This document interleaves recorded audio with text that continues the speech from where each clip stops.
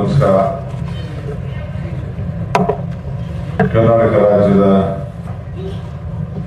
ಮುಖ್ಯಮಂತ್ರಿಗಳಂತ ಸಿದ್ದರಾಮಯ್ಯ ಅವರೇ,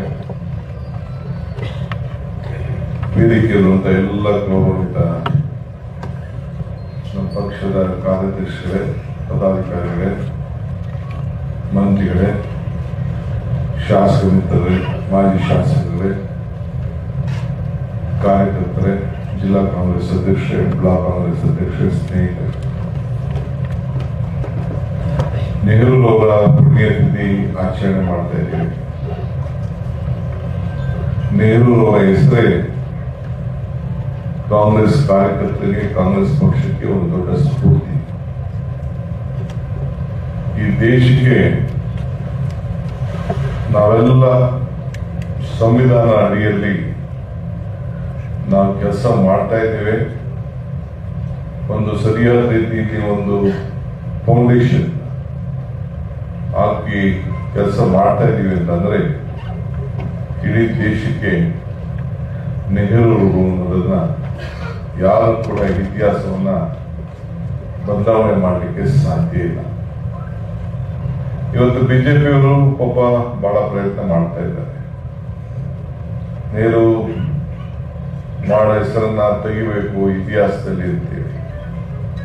ಇನ್ನ 2-3 ಜನ್ಮ ಕೆಲವು ತಾಳಿದ್ರು ಕೂಡ ಆ ನೆಹರು ಅವರ ಸಾಧನೆಯನ್ನ, ಅವರ ಬದುಕು, ಈ ದೇಶಕ್ಕೆ ಕೊಟ್ಟಂತ ಫೌಂಡೇಶನ್ ಯಾವುದು ಕೂಡ ತೆಗೆದಾಕ್ಲಿಕ್ಕೆ ಸಾಧ್ಯ ಇಲ್ಲ ಅಂತ ಹೇಳಿ ನಾನೊಬ್ಬ ಕಾಂಗ್ರೆಸ್ ಪಕ್ಷದ ಕಾರ್ಯಕರ್ತನಾಗಿ ಹೇಳಲಿಕ್ಕೆ ನಾನು ಬಯಸ್ತಾ ಇದ್ದೇನೆ.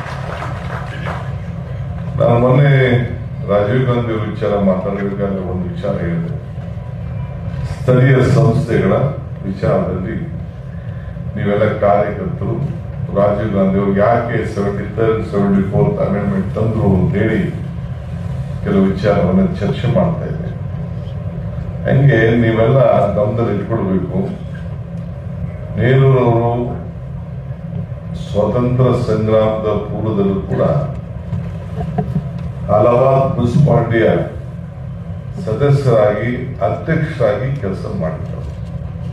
ಅಂದ್ರೆ ಮುನ್ಸಿಪಾಲಿಟಿಯ ಸದಸ್ಯರಾಗಿದ್ದವರು ಹೋರಾಟವನ್ನು ಮಾಡಿಕೊಂಡು ಈ ದೇಶದ ಸ್ವಾತಂತ್ರ್ಯ ಹೋರಾಟ ಮಾಡಿ ಜೈಲಿಗೆ ಹೋಗಿ ಆಮೇಲೆ ಈ ದೇಶದ ಪ್ರಧಾನಮಂತ್ರಿಯಾಗಿ ಅವರು ಕೆಲಸ ಮಾಡಿ ಪ್ರತಿ ರಾಜ್ಯದಲ್ಲೂ ಕೂಡ ಅವ್ರದೇ ಆದಂತ ಸಾಕ್ಷಿ ಕೃತಿಗಳನ್ನ ಇವತ್ತು ಬಿಟ್ಟು ಹೋಗಿದ್ದಾರೆ. ನಾವು ಇವತ್ತು ಅವ್ರು ಮಾಡೋದನ್ನೆಲ್ಲ ಈ ಸರ್ಕಾರಗಳು ಮುಚ್ಕೊಂಡು ಬರ್ತಾ ಇದೆ. ಇವತ್ತು HAL ಇರ್ಬೋದು, HMT ಇರ್ಬೋದು, ITI ಇರ್ಬೋದು, ಯಾವ್ದಾದ್ರು ಈ ಸಂಸ್ಥೆಗಳನ್ನ ನೀವೆಲ್ಲ ನೋಡ್ತಾ ಇದ್ದೀರಿ ಬೆಂಗಳೂರು ನಗರದಲ್ಲೇ, ಬೇರೆ ಕಡೆ ಬೇಡ, ನಿಮ್ ಕಣ್ಣಿಗೆ. HAL ನಿಮ್ ಕಣ್ ಕಾಣ್ತಾ ಇದೆ, ITI ನಿಮ್ ಕಣ್ ಕಾಣ್ತಾ ಇದೆ, BHEL ನಿಮ್ ಕಣ್ ಕಾಣ್ತಾ ಇದೆ, ML ನಿಮ್ ಕಣ್ ಕಾಣ್ತಾ ಇದೆ. ಯಾವ್ದಾದ್ರು ಈ ನಮ್ಮ ಪಬ್ಲಿಕ್ ಸೆಕ್ಟರ್ ಅಂಡರ್ಟೇಕಿಂಗ್ ಇದೆ. ಆವತ್ತಿನ ಕಾಲದಲ್ಲಿ ಉದ್ಯೋಗ ಸೃಷ್ಟಿ ಮಾಡಬೇಕು ಅನ್ನೋ ದೃಷ್ಟಿಯಿಂದ, ಈ ದೇಶಕ್ಕೆ ಬಡತನ ಬರಬಾರದು ಅನ್ನೋ ದೃಷ್ಟಿಯಿಂದ ಆವತ್ತಿನ ಕಾಲದಲ್ಲೇ ಎಲ್ಲರೂ ಕೂಡ, ಎಲ್ಲ ವರ್ಗದ ಜನರಿಗೆ ನಾವು ಬೇರೆಯವ್ರ ಮೇಲೆ ಡಿಪೆಂಡ್ ಆಗಬಾರ್ದು, ನಮ್ಮ ಮೇಲೆ ನಾವು ಡಿಪೆಂಡ್ ಆಗಬೇಕು ಅನ್ನೋ ದೃಷ್ಟಿಯಿಂದ ಇವತ್ತು ಅದನ್ನೆಲ್ಲ ಪ್ರಾರಂಭವನ್ನು ಮಾಡಿದ್ರು.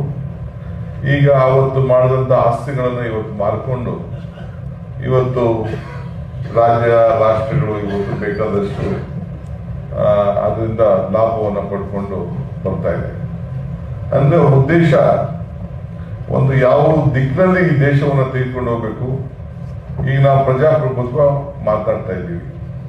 ಅಂಬೇಡ್ಕರ್ ಅವ್ರನ್ನ ಅದಕ್ಕೆ ಅಧ್ಯಕ್ಷರು ಮಾಡಿ ಪ್ರಜಾಪ್ರಭುತ್ವ ತಂದು ಗಣರಾಜ್ಯೋತ್ಸವಕ್ಕೆ ಒಂದು ಫೌಂಡೇಶನ್ ಹಾಕಿ ತ್ರಿವರ್ಣ ಧ್ವಜ ಇಂದ ಹಿಡಿದು, ನಮ್ಮ ಸಂವಿಧಾನದಿಂದ ಹಿಡಿದು, ಗಣರಾಜ್ಯ ಇಂದ ಹಿಡಿದು ಎಲ್ಲ ಕೂಡ ಅವತ್ತು ಅವರು ಹಾಕೊಟ್ಟದನ್ನ ನಾವು ಯಾರು ಕೂಡ ಮರೀಲಿಕ್ಕೆ ಸಾಧ್ಯ ಇಲ್ಲ.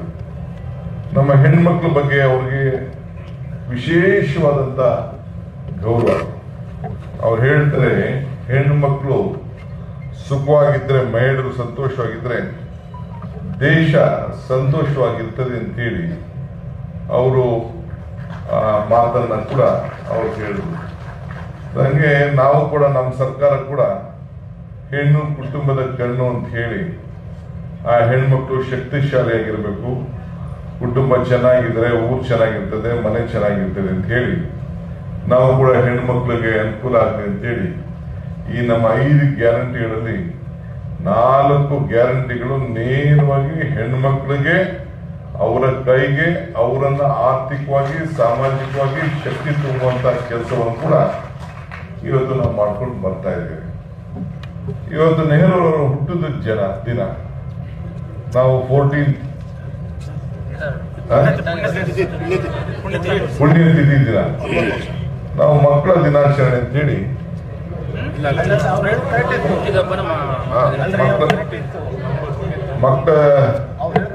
ಮಕ್ಕಳ ದಿನಾಚರಣೆ ಇದನ್ನ ಹುಟ್ಟಿದ ದಿನ ನಾವು ಚಿಲ್ಡ್ರನ್ಸ್ ಡೇ ಅಂತ ನಾವು ಆಚರಣೆಯನ್ನು ನಾವು ಮಾಡ್ತೀವಿ.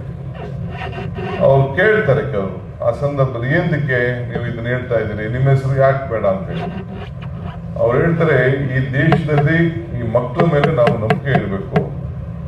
ಈ ಮಕ್ಕಳಲ್ಲಿ ಯಾವ ತರದ ದ್ವೇಷ ಮನೋಭಾವ ಇರುವುದಿಲ್ಲ, ಆಲ್ನಂತೆ ಮನಸ್ಸು, ಅವ್ರಿಗೆ ಜಾತಿ ಧರ್ಮ ಯಾವುದೂ ಇಲ್ಲ. ಎಲ್ಲರೂ ಕೂಡ ಒಗ್ಗಟ್ಟಿನಿಂದ ಇವತ್ತು ದೇಶದ ಮಕ್ಕಳಲ್ಲಿ ಇವತ್ತು ಶಾಲೆಗೆ ಹೋದಾಗ ನಿಮ್ಗೆ ಅನುಭವ ಆಗಿದೆ. ನೀವು ಬಹುಶಃ SSLC ಹೋದಾಗ ನೀವು ಯಾವ ಜಾತಿ ಯಾವ ಧರ್ಮ ನಿಮ್ಗೆ ಯಾರಿಗೂ ಗೊತ್ತೇ ಇಲ್ಲ. ನನಗೂ ಗೊತ್ತಿಲ್ಲ. ನಾನು ಅಸೆಂಬ್ಲಿ ನಿಂತ್ಕೊಳ್ಳೋದು ನನಗೆ ಇನ್ನ ನನ್ನ ಜಾತಿ ಬಗ್ಗೆ ನಾನು ಚರ್ಚೆ ಮಾಡಿದವನಲ್ಲ. ಸೊ ಹಂಗೆ ಹಾಲಂತೆ ಮನಸ್ಸು ಮಕ್ಕಳಿಗೆ ಇರ್ತದೆ. ಅದರಿಂದ ಈ ದೇಶ ಒಗ್ಗಟ್ಟಾಗಿರ್ಬೇಕು, ಶಾಂತಿಯಿಂದ ಇರಬೇಕು, ವಿಶಾಲ ಮನೋಭಾವ ಇರಬೇಕು ಅಂತೇಳಿ ಅವರ ಹುಟ್ಟಿದ ಜನ್ಮವನ್ನ ಚಿಲ್ಡ್ರನ್ಸ್ ಡೇ ಅಂತ ಆಯ್ಕೆ ಮಾಡಿ ಅಂತ ಹೇಳಿ ಆಯ್ಕೆ ಮಾಡಿ ನಾವೆಲ್ಲ ಇವತ್ತು ಆಚರಣೆ ಮಾಡ್ತೀವಿ. ಅವತ್ತೇ ನಮ್ಮ ಕೋಆಪರೇಟಿವ್ ದಿನ ಕೂಡ ನಾವು ಆಚರಣೆ ಮಾಡ್ತಾ ಇದ್ದೀವಿ.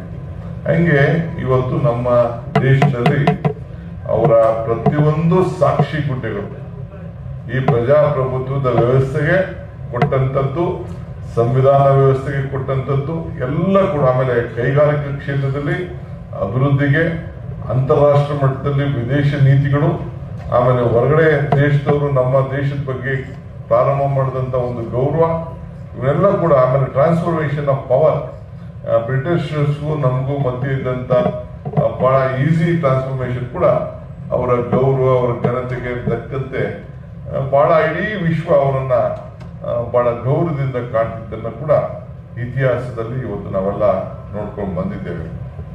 ಅದಕ್ಕೆ ಇವತ್ತು ನಾನು ಈ ಸಂದರ್ಭದಲ್ಲಿ ಹೇಳೋದು, ಈಗ ನೀವೆಲ್ಲ ಕಷ್ಟಪಟ್ಟು ನಮ್ಮ ಸರ್ಕಾರ ತಂದಿದ್ದೀರಿ, ನೀವೆಲ್ಲ ದುಡಿದಿದ್ದೀರಿ, ನಿಮ್ಮ ಪ್ರತಿಯೊಂದು ಶ್ರಮ ಕೂಡ ಈ ಸರ್ಕಾರಕ್ಕೆ ಪಾತ್ರ ಆಗಿದೆ. ಅಂದ್ರೆ ಬರೀ ನೀವು ಮಾತ್ರ ಅಲ್ಲ, ಇಡೀ ರಾಜ್ಯದಲ್ಲಿ ನಮ್ಮ ಕಾರ್ಯಕರ್ತರು, ನಮ್ಮ ಮತದಾರರು ನಮ್ಮ ಮೇಲೆ ನಂಬಿ ಇವತ್ತು ನಮಗೆ ವಿಶ್ವಾಸ ಇಟ್ಟು ನಮ್ಮ ಸರ್ಕಾರವನ್ನ ತಂದಿದ್ದಾರೆ. ಇವತ್ತು ಅದೇ ಸರ್ಕಾರದ ಫೌಂಡೇಶನ್ ಇಂದ ಕರ್ನಾಟಕದಿಂದನೇ ಇವತ್ತು ಇಂಡಿಯಾ ಅಲಯನ್ಸ್ ಇಲ್ಲಿಂದನೇ ಅದು ಮತ್ತೆ ಬೆಂಗಳೂರಿನಿಂದನೇ ಪ್ರಾರಂಭ ಆಗಿದ್ದನ್ನು ಕೂಡ ತಮ್ಮ ತಲೆಯಲ್ಲಿ ಇರಲಿ. ಇದು Karnataka as created A foundation. ಇಲ್ಲೇ ನಮ್ಮ ಎಲ್ಲ ರಾಷ್ಟ್ರದ ನಮ್ಮ ಎಲ್ಲ ನಾಯಕರುಗಳು ಇಲ್ಲೇ ಬಂದು ಅದನ್ನು ಮಾಡಿ, ಇದನ್ನ ಇಂಡಿಯಾ ಒಕ್ಕೂಟ ಇಲ್ಲೇ ರಚನೆ ಆಗಿ ಅದಕ್ಕೊಂದು ಇಲ್ಲೇ ಹೆಸರು ಕೊಟ್ಟು ಅದಕ್ಕೆ ಒಂದು ಪ್ರಾರಂಭ ಮಾಡಿದು. ಎಲ್ಲ ಕಡೆ ಒಳ್ಳೊಳ್ಳೆ ಶುಭ ಸೂಚನೆ ಬರ್ತಾ ಇದೆ.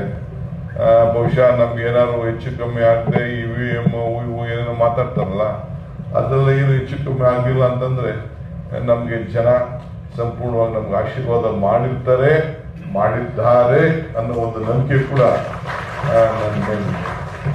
ನಾನು ಇವತ್ತು ಜವಾಹರ್ಲಾಲ್ ನೆಹರು ಅವರು ಕಾರ್ಯಕರ್ತರಾಗಿ ಈ ದೇಶಕ್ಕೆ ದುಡಿದಂಥವ್ರು, ಕಾಂಗ್ರೆಸ್ ಪಕ್ಷದ ಪ್ರಧಾನ ಕಾರ್ಯದರ್ಶಿ, ಅಧ್ಯಕ್ಷ ಆಗಿನ ಮುಂಚಿತವಾಗಿ, ಮುನ್ಸಿಪಾಲಿಟಿ ಮೆಂಬರ್ ಆಗಿನ ಮುಂಚಿತವಾಗಿ, ಅಧ್ಯಕ್ಷ ಆಗಿನ ಮುಂಚಿತವಾಗಿ, ಆದ್ಮೇಲೆ ಕೂಡ ಪಕ್ಷದಲ್ಲಿ ದುಡ್ಕೊಂಡು ಬಂದಿರ್ತಾರೆ. ಸೊ ಅದಕ್ಕೆ ತಮಗೆಲ್ಲ ನಾನು ಮನವಿ ಮಾಡಿಕೊಡ್ತಾ ಇದ್ದೀನಿ, ನಮ್ಮೆಲ್ಲ ಪದಾಧಿಕಾರಿಗಳಿಗೆ ಹೇಳ್ತಾ ಇದ್ದೀನಿ, ಈಗ ನಮ್ಮ ಜಿಲ್ಲಾ ಅಧ್ಯಕ್ಷರಿಗೆ ಒಂದು ಕರೆ ಕೊಡ್ತಾ ಇದ್ದೀನಿ. ಇವತ್ತು ನಾವು ಯಾರ್ಯಾರು 10 ವರ್ಷ 5 ವರ್ಷ 2 ಟರ್ಮ್ ಆಗಿದೆ ಎಲ್ಲ ಬ್ಲಾಕ್ ಅನ್ನು ಕೂಡ ಡಿಸಾಲ್ವ್ ಮಾಡಿ ಹೊಸಬ್ರಿಗೆ ಅವಕಾಶ ಮಾಡಿಕೊಡ್ಲಿಕ್ಕೆ ನಾವು ಸಿದ್ಧತೆಯನ್ನ ಈ ಸಂದರ್ಭದಲ್ಲಿ ನಾವು ಮಾಡಬೇಕಾಗಿದೆ. ನ್ಯೂ ಬ್ಲಡ್ ಹೊಸ ರಕ್ತ ಈಗ ನಮಗೆ ಅವಶ್ಯಕತೆ ಇದೆ. ಈಗ ತಾವೆಲ್ಲ ಗಮನಿಸಿದಿರಿ, ಮೊನ್ನೆ ಪಾರ್ಲಿಮೆಂಟ್ ಎಲೆಕ್ಷನ್ ಅಲ್ಲಿ ನಾನು ಸಿದ್ದರಾಮಯ್ಯನವರು ನಮ್ಮ ವರಿಷ್ಠರು ಕೂತ್ಕೊಂಡು ಮಾತಾಡುವಾಗ ಈ ವರ್ಷ ಎಷ್ಟು ಜನ ಯಂಗರ್ ಜನರೇಷನ್ಗೆ ನಾವು ಟಿಕೆಟ್ ಕೊಟ್ಟಿದ್ದೀವಿ ಅನ್ನೋದನ್ನ ಎಲ್ಲೂ ಕೂಡ ಬಿಜೆಪಿಯವರು ಗಲಾಟೆ ಮಾಡ್ಕೊಂಡಂಗೆ ಬಿಜೆಪಿಯವರು ಸುಮಾರು 15 ಜನಕ್ಕೆ ಸಿಟಿ ಮೆಂಬರ್ಸ್ಗೆ ಅವರು ಟಿಕೆಟ್ ಕೊಡಕ್ಕೆ ಆಗ್ಲಿಲ್ಲ. ಅಂಥದ್ರಲ್ಲಿ ನಾವು ಎಲ್ಲೂ ಗೊಂದಲ ಇಲ್ಲದೆ ಎಲ್ಲ ಹೊಸ ಮುಖಗಳಿಗೆ ಮುಂದಕ್ಕೆ 16 ವರ್ಷ ರಾಜಕಾರಣ ಮಾಡಬೇಕು, ಜನರ ಮಧ್ಯೆ ಹೋಗ್ಬೇಕು ಅಂತೇಳಿ ಯುವಕರನ್ನ ಆಯ್ಕೆ ಮಾಡಿ ಸಂಘಟನೆಯಲ್ಲಿದ್ದವರು, ಜವಾಬ್ದಾರಿ ಮಂತ್ರಿಗಳ ಕೆಲವು ಮಕ್ಕಳಿರ್ಬೋದು, ಕೆಲವೆಲ್ಲ ಅವರು ಕೂಡ ಪಕ್ಷದ ಸಂಘಟನೆಯಲ್ಲಿ ತೊಡಗಿಸ್ಕೊಂಡಿದ್ದಂಥವ್ರು, ಆರ್ಗನೈಸೇಷನ್ ಇದ್ದಂಥವ್ರು, ಅಂಥವ್ರಿಗೆ ನಾವು ಹುಡುಕಿ ಒಂದು 2 ಸೀಟ್ ಮಾತ್ರ ಬೇರೆ ಪಾರ್ಟಿಯಿಂದ ಕರ್ಕೊಂಡು ಬಂದು ನಮ್ಮಿಂದ ದೂರ ಹೋಗಿದ್ದವ್ರನ್ನ ಕರ್ಕೊಂಡು ತಿರ್ಗಾ ವಾಪಸ್ ಸೀಟ್ ಕೊಟ್ಟಿದ್ದು ಬಿಟ್ರೆ ಮಿಕ್ಕಿದ ಎಲ್ಲ ಬಹಳ ನಿಷ್ಠೆ ಆಗಿದ್ದಂಥವ್ರಿಗೆ ನಾವು ಅವಕಾಶವನ್ನು ನಾವು ಮಾಡಿಕೊಟ್ಟಿದ್ರು ಕೂಡ ತಾವೆಲ್ಲ ಗಮನಿಸ್ಕೊಂಡಿದ್ದೀರಿ. ಇನ್ನೊಂದು ದೊಡ್ಡ ಸಂದೇಶ ನಿಮ್ಗೆ ನಾನು ಕೊಡಬೇಕು ಅಂತಂದ್ರೆ, ಈಗ ನಿಮ್ಗೆ ಒಂದು ನಾನು ಟಾಸ್ಕ್ 1ನೇ ತಾರೀಕು ಆಫೀಸ್ ಬೆಲಸ್ ಮೀಟಿಂಗ್ ಕರೆದಿದ್ದೀನಿ. 1ನೇ ತಾರೀಕಲ್ವಾ? 1ನೇ ತಾರೀಕು ಕೆಪಿಸಿಸಿ ಆಫೀಸ್ ಬೆಲಸ್ ಕೊಟ್ಟಿದ್ದೀವಿ. ಈಗ ಕಾಂಗ್ರೆಸ್ ಕುಟುಂಬ ಅಂತೇಳಿ ಒಂದು ಹೊಸದಾಗಿ ನಾವು ತಯಾರು ಮಾಡಬೇಕಾಗಿದೆ ಕಾಂಗ್ರೆಸ್ ಕಾರ್ಯಕ್ರಮ. ಅದು ಏನಂದ್ರೆ, ಒಂದೊಂದು ಹಳ್ಳಿಲಿ, ಒಂದೊಂದು ಬೂತ್ ನಲ್ಲಿ, 3 ಹಳ್ಳಿ ಇರ್ಬೋದು, 1 ಹಳ್ಳಿ 50 ಜನ ಸದಸ್ಯರನ್ನ ಕಂಪ್ಲೀಟ್ ಆಗಿ 50 ಫ್ಯಾಮಿಲಿನ ಮಾಡಬೇಕು. ಮುಂದಕ್ಕೆ ಆ ಊರಿನಲ್ಲಿ ಏನೇ ಬೂತ್ ಅಲ್ಲಿ ಕಾರ್ಯಕರ್ತ ಮಾಡ್ಬೇಕಾದ್ರೂ ಕೂಡ ನಾವು 50 ಜನ ಸೇರಿ ತೀರ್ಮಾನ ಮಾಡಿ, ಯಾಕೆಂದ್ರೆ ಪಕ್ಷನ ಕೇಡರ್ ಬೇಸ್ ಪಾರ್ಟಿಯಾಗಿ ನಾವು ಪರಿವರ್ತನೆಯನ್ನು ನಾವು ಮಾಡಲಿಲ್ಲ ಅಂತಂದ್ರೆ, ಈಗ ನೋಡಿ ಬಿಜೆಪಿಯವರು RSSನೆಲ್ಲ ಉಪಯೋಗಿಸ್ಕೊಂಡ್ರು. ಈಗ ನಡ್ಡಾ ಹೇಳ್ಬಿಟ್ಟವ್ರೆ, ನಮ್ಗೆ RSS ಇಲ್ಲದೆ ನಾವು ಎಲೆಕ್ಷನ್ ಮಾಡ್ತೀವಿ, ಮುಂದಕ್ಕೆ ಅವ್ರ RSS ಅವಶ್ಯಕತೆ ಇಲ್ಲ ಅಂತ ಹೇಳಿ. ಅದಕ್ಕೆ ನಾನು ಈ ವ್ಯಾಖ್ಯಾನಕ್ಕೆ ಇವತ್ತು ನಾನು ಹೋಗುದಿಲ್ಲ. ಅವ್ರು RSS ಇಲ್ಲ ಅಂದ್ರೆ 0 ಅನ್ನೋದು ಕೂಡ ಈಗ ನಾನು ಅದನ್ನ ಚರ್ಚೆ ಮಾಡೋಕೆ ನಾನು ಹೋಗುದಿಲ್ಲ. ಆಮೇಲೆ ನಾನು ನಿಧಾನ ನಾನು ಮಾತಾಡ್ತೀನಿ ಆ ವಿಚಾರನ ಯಾವ್ದಾದ್ರು ಬೇರೆ ಸಂದರ್ಭದಲ್ಲಿ. ನಿಮ್ಗೆ ಈ ಪುಣ್ಯ ಸಂದರ್ಭದಲ್ಲಿ ನಿಮ್ಗೆ ಹೇಳೋದಷ್ಟೇ, ಎಷ್ಟೇ ದೊಡ್ಡ ಲೀಡರ್ ಆಗಿರ್ಲಿ, ಯಾರೇ ಆಗಿರ್ಲಿ, ನೀವು MP ಆಗಿರ್ಲಿ, MLA ಆಗಿರ್ಲಿ, ಮಂತ್ರಿ ಆಗಿರ್ಲಿ, ಆಫೀಸ್ ಬೇರ್ ಆಗಿರ್ಲಿ, ಚೇರ್ಮನ್ ಆಗಿರ್ಲಿ, ನಿಮ್ಗೆ ಈ ಜವಾಬ್ದಾರಿನ ತೆಗೆದುಕೊಂಡು ಪಾರ್ಟಿಗೆ ನೀವು ಕಾಂಟ್ರಿಬ್ಯೂಟ್ ನೀವು ಮಾಡಲೇಬೇಕಾಗ್ತದೆ. ಈ ಕುಟುಂಬನ ಬೆಳೆಸಲೇಬೇಕಾಗ್ತದೆ. ನಾವು ಕೇಡರ್ ಬೇಸ್ ಪಾರ್ಟಿಯಾಗಿ ಕನ್ವರ್ಟ್ ಮಾಡಲೇಬೇಕಾಗ್ತದೆ. ಕಾರ್ಯಕರ್ತರಿಗೆ ನಾವು ಶಕ್ತಿಯನ್ನ ತುಂಬಲೇಬೇಕಾಗ್ತದೆ. ಇದಕ್ಕೆ ನೀವೆಲ್ಲ ಸಜ್ಜಾಗಬೇಕು ಅಂತೇಳಿ ನಾನು ಈ ರಾಜ್ಯದ ಎಲ್ಲ ನಮ್ಮ ನಾಯಕರುಗಳಿಗೆ, ಕಾರ್ಯಕರ್ತರಿಗೆ ನಾನು ಕರೆಯನ್ನ ಪಕ್ಷದ ಅಧ್ಯಕ್ಷರಾಗಿ ನಾನು ಕೊಡ್ತಾ ಇದ್ದೀನಿ. ಇದಲ್ಲದೆ ನಾನು ಮುಖ್ಯಮಂತ್ರಿಗಳು ನಾವು ಮಾತಾಡಿದ್ದೀವಿ. ಮುಖ್ಯಮಂತ್ರಿಗಳು ಕೂಡ ಮತ್ತು ಮಂತ್ರಿಗಳು ಫಸ್ಟ್ ಪ್ರತಿ ತಿಂಗಳು ಮುಖ್ಯಮಂತ್ರಿ ಒಂದಿನ 3 hours ಕಾಂಗ್ರೆಸ್ ಆಫೀಸಲ್ಲಿ ಬಂದು ಕೂತ್ಕೊಂಡು ಎಲ್ಲ ಕಾರ್ಯಕರ್ತರನ್ನ ಪ್ರತ್ಯೇಕವಾಗಿ ಭೇಟಿ ಮಾಡುವಂತ ಕೆಲಸ ಇವತ್ತು ಅವರು ಟೈಮ್ ಕೊಟ್ಟಕ್ಕೆ ಅವರು ಒಪ್ಕೊಂಡಿದ್ದಾರೆ. ಆ ಸಿಸ್ಟಮ್ ಯಾವ ರೀತಿ ಸುಮ್ಮನೆ ಬಂದು ದುಂಬಿಲಲ್ಲ ಮಾಡ್ಕೊಂಡು ಹೋಗೋದಲ್ಲ, ಅದಕ್ಕೆ ಒಂದು ಸೈಡ್ ಯಾರು ಭೇಟಿ ಮಾಡಬೇಕು, ಇಡೀ ರಾಜ್ಯದ ಜನ ಮುಂಚಿತವಾಗಿ ಬರಬೇಕು, ಟೈಮ್ ಫಿಕ್ಸ್ ಮಾಡ್ಕೋಬೇಕು, ಅರ್ಜಿ ಕೊಟ್ಟಿರ್ಬೇಕು, ಎಲ್ಲಾ ಜಿಲ್ಲೆಗೂ ರೆಪ್ರೆಸೆಂಟೇಷನ್. ಈ ತಿಂಗಳು ಸಿಕ್ಕಿಲ್ಲ ಅಂದ್ರೆ ನೆಕ್ಸ್ಟ್ ಮಂತ್ ಅವ್ರಿಗೆ ಅವಕಾಶ ಇರ್ತದೆ. ಆ ರೀತಿ ಅದಕ್ಕೆ ಒಂದು ಸಿಸ್ಟಮ್, 2 ಆಫೀಸ್ ಬೇರರ್ಸ್ನ ಅದಕ್ಕೆ ವರ್ಕಿಂಗ್ ಪ್ರೆಸಿಡೆಂಟ್ ಒಬ್ಬರನ್ನ ಅದಕ್ಕೆ ರೆಸ್ಪಾನ್ಸಿಬಿಲಿಟಿ ಫಿಕ್ಸ್ ಮಾಡ್ತೀವಿ. ಆ ಸಂಬಂಧಪಟ್ಟಂತೆ ಅವರು ಕೂಡ ನೋಡ್ಕೊಳ್ಬೇಕು. ಒಂದ್ ಜಾಗದಲ್ಲಿ ಬಂದು ದುಂಬಿಲ್ ಕೂತ್ಕೊಂಡು ಅಲ್ಲೇ ಬೆಂಗಳೂರಲ್ಲಿ ಬರೋ ಆಫೀಸ್, ಆಮೇಲೆ ಯಾರು ಬಂದು ಭೇಟಿ ಮಾಡ್ತಾರೆ ಅವ್ರದ್ದೆಲ್ಲ ಮೆಂಬರ್ಶಿಪ್ ಕೂಡ ಆ ಅರ್ಜಿಲಿ ಎಂಟ್ರಿ ಆಗಿರ್ಬೇಕು. ಮೆಂಬರ್ಶಿಪ್ ಕೂಡ ಎಂಟ್ರಿ ಆಗಿರ್ಬೇಕು. ಮೆಂಬರ್ಶಿಪ್ ಎಂಟ್ರಿ ಆಗದೆ ಅವ್ನು ಯಾರೋ ಬಂದು ಈಗ ಯಾರೋ ನನ್ನ ಅಂಟ, ನನ್ಗೆ ಬೇಕಾದವನು, ನನ್ನ ಚಿಕ್ಕಪ್ಪನ ಮಗ, ನನ್ಗೆ ಹಂಗ್ ಮಾಡೋನೆ ಅಂತೇಳಿ ಕರ್ಕೊಬಂದು ಭೇಟಿ ಅಲ್ಲ. ಪ್ಯೂರ್ಲಿ ಕಾರ್ಯಕರ್ತರು, ಬೂತ್ ಕಾರ್ಯಕರ್ತ ಇರ್ಬೋದು, ರಾಜ್ಯ ಮಟ್ಟದ ಕಾರ್ಯಕರ್ತರು, ಅವ್ರು ಒಂದು ಮುಖ್ಯಮಂತ್ರಿಗಳನ್ನ ಭೇಟಿ ಮಾಡ್ಲಿಕ್ಕೆ ಒಂದು ಸಪರೇಟ್ ಆದಂತ ಸಿಸ್ಟಮ್ ಕೂಡ ಮಾಡ್ತೀವಿ. ಅದೇ ರೀತಿ ಮಂತ್ರಿಗಳು ಕೂಡ ಒಂದು ಟೀಮೇ, ಆಫೀಸ್ ಬೇರರ್ಸ್ ಟೀಮೇ ಅವ್ರು ಕೋಆರ್ಡಿನೇಟ್ ಮಾಡ್ತಾರೆ. ಅವ್ರ ಆಫೀಸ್ಗಳಲ್ಲಿ ಯಾವತ್ತು ಬರ್ತಾರೆ ಅಂತ ಅವರು ಒಂದು ವಾರ ಮುಂಚಿತವಾಗಿ ಟೈಮ್ ಕೊಡ್ಬೇಕು. ವಾರ ಮುಂಚಿತವಾಗಿ ಒಂದು ಡೇಟ್ ಫಿಕ್ಸ್ ಮಾಡ್ತದೆ. ವಾರ ಮುಂಚಿತವಾಗಿ ಅನೌನ್ಸ್ಮೆಂಟ್ ಮಾಡ್ತೀವಿ. ವಾರದ ಮುಂಚಿತವಾಗಿ ನೀವು ಕೂಡ 3 ದಿನ ಮುಂಚಿತವಾಗಿ ಯಾರು ಬಂದು ಭೇಟಿ ಮಾಡ್ಬೇಕು ಅಂತ ರಿಜಿಸ್ಟರ್ ಮಾಡ್ಕೋಬೇಕು. ಅವರು ಬಂದು ಬೆಳಗ್ಗೆ ಸಾಯಂಕಾಲ ಕೂತ್ಕೊಂಡು ಹೋಗ್ಬೇಕು. ಅವ್ರು ಬಂದಾಗ ಬರೀ ಆಫೀಸ್ ಮಾತ್ರ ಸುತ್ತಮುತ್ತಲು ಕೂತ್ಕೊಂಡು, MLAಗಳು ಸುತ್ತಮುತ್ತಲು ಕೂತ್ಕೊಂಡು ಸಾರ್ವಜನಿಕರಿಗೆ ಯಾರು ಭೇಟಿ ಮಾಡೋಕ್ಕಿಲ್ಲ. ಈಗ ನನಗೆ ಬಹಳ ಮುಜುಗರ ಆಗ್ತದೆ. ಪಾಪ ಕಾರ್ಯಕರ್ತರು ಎಷ್ಟೋ ದೂರದಿಂದ ಬರ್ತಾರೆ, ಚೀಫ್ ಮಿನಿಸ್ಟರ್ ನೋಡಕ್ ಬರ್ತಾರೆ. ನಾವೆಲ್ಲರೂ ನೋಡಕ್ಕಾಗಲ್ಲ. ಯಾರೋ ದೊಡ್ಡ ಸೂಟು ಬೂಟ್ ಹಾಕೊಂಡಿರೋರು ಮುಂಚಿತವಾಗಿ ನಾವು ಕರಿತೀವಿ, ದೊಡ್ಡ ದೊಡ್ಡ ಖಾದಿ ಬಟ್ಟೆ ಹಾಕೊಂಡಿರೋರು ದೊಡ್ಡ ದೊಡ್ಡ ಕರಿತೀವಿ. ಇವೆಲ್ಲ ಕೂಡ ನನಗೆ ಅನುಭವ ಆಗಿದೆ. ನಮ್ಮನ್ನು ಒತ್ಕೊಂಡು ಬಂದು ವಿಧಾನಸೌಧ ಒಳಗಡೆ ಕುಂಡ್ರಿಸೋನ್ನ ಒಬ್ರು ನಾವು ಮಾತಾಡೋದಿಲ್ಲ. ಈಗ ನಮ್ಮ ಗನ್ಮೆನ್ಗಳು, ನಮ್ಮ PAಗಳು ಕೋರ್ಟ್ ಹಾಕೊಂಡು ಕುತ್ಕೊಳ್ಳೋ ಮಾಸಂಬರಿ ಜಾಸ್ತಿ ಆಯ್ತು. ನಿನ್ ಚೇಷ್ಟೆ ನೀನ್ ನನ್ಗೆ ಗೊತ್ತಿರೋದು ನಾನು ಹೇಳ್ತಾ ಇದ್ದೀನಿ, ನೀನೇ ಹೇಳ್ತಾ ಇದ್ದೀರ. ಸೊ ನಮ್ಮ ಗನ್ಮೆನು ನಮ್ಮ PAಗಳು ಕೂಡ ಇದಕ್ಕೆ ರೆಡಿ ಆಗ್ಬಿಡ್ತಾರೆ. ಯಾರು ಕೋಟು ಬಲ್ಟ್ ಹಾಕೊಂಡು ಬಟ್ಟೆ ಚೆನ್ನಾಗಿರ್ತಾರೆ ಅವ್ರನ್ನೇ ಕರ್ಕೊಂಡ್ಬಂದು ನಮ್ಮ ಹತ್ರ ಒಳಗಡೆ ಆಂಟಿ ಚೇಂಬರ್ ಕೂಡಿಸ್ತಾರೆ. ನಾನೇ ಕೂತ್ಕೊಳ್ಳೋದಿಲ್ಲ, ಅವ್ರನ್ನೇ ಕೂಡಿಸ್ತಾರೆ. ಇವೆಲ್ಲ ಕೂಡ ನನಗೆ ಅನುಭವ ಆಗಿದೆ. ಇದನ್ನೆಲ್ಲ ನಾವು ಮಾಡಬೇಕು. ಇನ್ನ 4 ವರ್ಷ ಇದೆ. ಈ ಸರ್ಕಾರ 4 ವರ್ಷದ ಸರ್ಕಾರ ಅಲ್ಲ, 10 ವರ್ಷದ ಸರ್ಕಾರ. ಅದಕ್ಕೆ ನಾವೆಲ್ಲ ತರದ ಪ್ಲಾನ್ ಅನ್ನ ಈಗಿಂದನೇ ಹಾಕ್ಬೇಕು. ಅದಕ್ಕೆ ನಾವು ಎಲ್ಲದಕ್ಕೂ ಕೂಡ ನಾವು ತಯಾರು ಮಾಡ್ಬಿಟ್ಟು ಒಂದು ಫೌಂಡೇಶನ್ ಹಾಕೋಬೇಕು. ಇದರಲ್ಲೇ ಎಲ್ಲರಿಗೂ ನಾನು ಹೇಳಿದ್ದೀನಿ. ನಿನ್ನೆ ಕೃಷ್ಣ ಬೈರೇಗೌಡರಿಗೂ ನಾನು ಮಾತಾಡಿದೆ. ಫಸ್ಟ್ ಪ್ರಯಾರಿಟಿ ಕಾಂಗ್ರೆಸ್ ದೇವಸ್ಥಾನ, ಇದು ದೇವಸ್ಥಾನ. ಈಗ ರಾಮಲಿಂಗಾರೆಡ್ಡಿಗೂ ಮಾತಾಡಿದ್ದೀನಿ. ಬೆಂಗಳೂರು ಸಿಟಿ ಆಫೀಸು ಕೂಡ ಅಲ್ಲಿ ಹೊಸದಾಗಿ ಕಟ್ಟಕ್ಕೆ ಪ್ರಾರಂಭ ಮಾಡ್ತೀವಿ. ಅಲ್ಲಿ ರೇಸ್ ಕೋರ್ಸ್ ರೋಡ್ ಇರೋ ಆಫೀಸ್ ಕೂಡ ಈಗ ಒಳದಾಕ್ಬಿಟ್ಟು ಅದು ಕೂಡ ಹೊಸದಾಗಿ ಕಟ್ಟಕ್ಕೆ ಮಾಡಿದ್ವಿ. ಎಲ್ಲ ಜಿಲ್ಲಾ ಕಾಂಗ್ರೆಸ್ ಕಚೇರಿ ಕೂಡ ನೆಕ್ಸ್ಟ್ 1 year ಅಲ್ಲಿ ಫೌಂಡೇಶನ್ ಹಾಕಿ ಪ್ಲಾನ್ ಹಾಕಿ ಇದು ತಯಾರಾಗಬೇಕು. ಅದಕ್ಕೆ ಇಡೀ ರಾಜ್ಯದಲ್ಲಿ ಎಲ್ಲ ನಮ್ಮ ಕಾರ್ಯಕರ್ತರು, ಮಿನಿಸ್ಟ್ರು, MLAಗಳು ಅಕೌಂಟಬಿಲಿಟಿ ತಗೊಂಡು ಆ ಕೆಲಸವನ್ನ ಮಾಡಬೇಕು. ಅದಕ್ಕೆಲ್ಲ ಕೂಡ ಸಜ್ಜಾಗಬೇಕು. ಈಗಾಗಲೇ ಕೆಲವು ಜಿಲ್ಲೆಗಳಲ್ಲಿ ಕೆಲವು ಪ್ರಾರಂಭ ಮಾಡಿದ್ದಾರೆ. ನಿನ್ನೆ ನಾನು ಮಾದೇವಪ್ಪಂಗೆ ನಾನು ಮುಖ್ಯಮಂತ್ರಿಗಳಿಗೆ ಹೇಳ್ದು, ನೀನು ಮಾಡಲಿಲ್ಲ ಅಂದ್ರೆ ನೋಡಪ್ಪ ನೀನು ಬೇರೆ ಬಿಟ್ಬಿಟ್ಟು ಬೇರೆ ಕಡೆ ಹೋಗ್ಬೇಕಾಯ್ತದೆ ಅಂತ ಮಾದೇವಪ್ಪಂಗೂ ಹೇಳಿದೆ. ಜಾರ್ಜ್ ಅವರು ಕೂಡ ಈಗಾಗಲೇ ಜವಾಬ್ದಾರಿಯನ್ನ ತೆಗೆದುಕೊಂಡಿದ್ದಾರೆ. ಬೇರೆಯವರು ಕೂಡ ಕೆಲವು ಜವಾಬ್ದಾರಿಯನ್ನು ತೆಗೆದುಕೊಂಡಿದ್ದಾರೆ. ಆ ನಿಟ್ಟಿನಲ್ಲಿ ಎಲ್ಲರೂ ಕೂಡ ಕೆಲಸ ಮಾಡಬೇಕು. ಇಷ್ಟು ಮಾತ್ರ ಹೇಳಿ ಇನ್ನು ಬೇರೆ ವಿಚಾರ ನೆಕ್ಸ್ಟ್ ಟೈಮ್ ಮಾತಾಡೋಣ. ಈ ಮಧ್ಯಾಹ್ನ 3 ಗಂಟೆಗೆ ಎಲ್ಲರದು ನಮಗೆ ಝೂಮ್ ಮೀಟಿಂಗ್ ಇದೆ. ಲೋಕಲ್ ಬಾಡಿ ಎಲೆಕ್ಷನ್ ಸಂಬಂಧದಲ್ಲಿ ನೀವು ಅಷ್ಟೇ ಆ ಲಿಸ್ಟ್ ತೆಗೆದುಕೊಂಡು ಏನು ಬೆಂಗಳೂರು ನಗರದಲ್ಲಿ ಮತ್ತು ಎಲ್ಲೆಲ್ಲಿ ವೋಟ್ ಲಿಸ್ಟ್ ತೆಗೆದುಕೊಂಡು ಬರೀ ಕ್ಯಾಂಡಿಡೇಟ್ ಬಿಡ್ಬೇಕು ಹೋಗ್ಬಿಡಿ. ಕೆಲವರೆಲ್ಲ ನನ್ನ ಬಿಟ್ಬಿಟ್ಟು ಎಲ್ಲೂ ಹೋಗ್ಬಾರ್ದು ಮಾಡಬಾರ್ದು ಅಂತ ಕಂಡೀಷನ್ ಅವೆಲ್ಲ ಇಲ್ಲ. ಅವ್ರವ್ರದ್ದು ಎಲ್ಲೆಲ್ಲಿ ಹೋಗಕ್ಕಾಗ್ತದೋ ಅವ್ರು ಹೋಗ್ಬಿಡ್ಬೇಕು. ನೀವು ಹೋಗಿ ವೋಟರ್ ಲಿಸ್ಟ್ ಅವ್ರ ಮನೆ ಬಾಗಿಲಿಗೆ, ಕ್ಯಾಂಡಿಡೇಟ್ಗಳ ಮನೆ ಬಾಗಿಲಿಗೆ ಹೋಗಿ ಹುಡುಕಿ ಅವ್ರಿಗೆ ನಮಸ್ಕಾರ ಹೇಳಿ ಅವ್ರ ಕರ್ಕೊಂಡು ಬಂದು ವೋಟ್ ಹಾಕ್ಸಿ ನಮ್ಮ ಕ್ಯಾಂಡಿಡೇಟ್ನ ನಾವು ಗ್ರಾಜುಯೇಟ್ ಕಾನ್ಸ್ಟಿಟ್ಯೂನ್ಸಿನ ಕಳೆದ 3, 4, 5, 6 ಚುನಾವಣೆಯಿಂದ ಯಾವ ಕೂಡ ನಾವು ಗೆದ್ದಿಲ್ಲ. ಆದ್ರೆ ಮೊನ್ನೆ ನಾವು ಇತಿಹಾಸ ಸೃಷ್ಟಿ ಮಾಡಿದೀವಿ. ಈಗ ಪುಟ್ಟಣ್ಣ ಬಂದು ನಮ್ಮಲ್ಲಿ ಸೇರ್ಕೊಂಡ ಮೇಲೆ ನಾವು ಪುಟ್ಟಣ್ಣ ಗೆದ್ದಿದ್ದಾರೆ. ಇವತ್ತು ಗ್ರಾಜುಯೇಟ್ ಕಾನ್ಸ್ಟಿಟ್ಯೂನ್ಸಿಗೂ ನಿಂತಿದ್ದಾರೆ. ನೀವೆಲ್ಲ ನಿಂತ್ಕೊಂಡು ಗ್ರಾಜುಯೇಟ್ ಕಾನ್ಸ್ಟಿಟ್ಯೂನ್ಸಿಗೂ ಎಲೆಕ್ಷನ್ ಅನ್ನ 6 ಸೀಟು ಗೆದ್ದಕ್ಕೆ ಮಾತ್ರ ನಮ್ಗೆ ಅಪ್ಪರ್ ಹೌಸ್ ಅಲ್ಲಿ ನಮ್ಗೆ ಮೆಜಾರಿಟಿ ಬಂದು ನಮ್ಮ ಬಿಲ್ಗಳೆಲ್ಲ ಪಾಸ್ ಆಗ್ಲಿಕ್ಕೆ ನಮ್ಗೆ ಅವಕಾಶ ಆಗ್ತದೆ.